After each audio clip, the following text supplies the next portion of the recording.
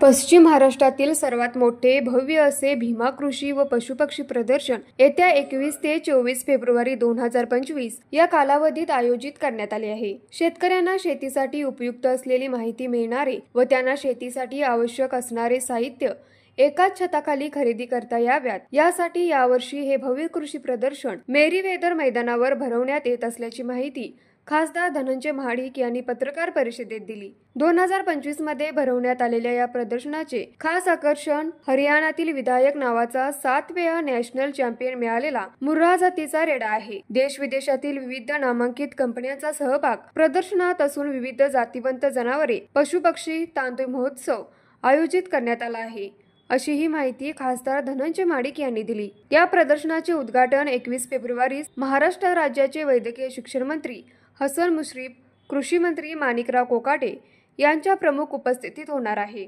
यावेळी अध्यक्षस्थानी माजी आमदार महादेवराव महाडिक यांची उपस्थिती असणार आहे। याचबरोबर आमदार अमल महाडिक, खासदार धैर्यशील माने आणि सर्व आमदार उपस्थित असणार आहेत। प्रदर्शनामध्ये देश विदेशातील विविध प्रचलित कंपन्यांचा समावेश आहे।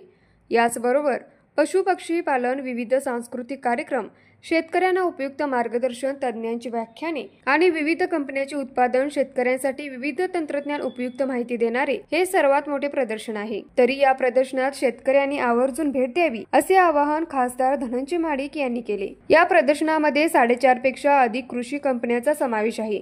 त्याचबरोबर भागीरथी महिला संस्थेच्या अरुंधती महाडिक यांच्या नेतृत्वाखाली 200 बचत गटांना मोफत स्टॉल देण्यात आले आहेत, ज्याद्वारे महिलांनी तयार केलेल्या उत्पादनाला या ठिकाणी थेट बाजारपेठ मिळवून दिली जाणार आहे।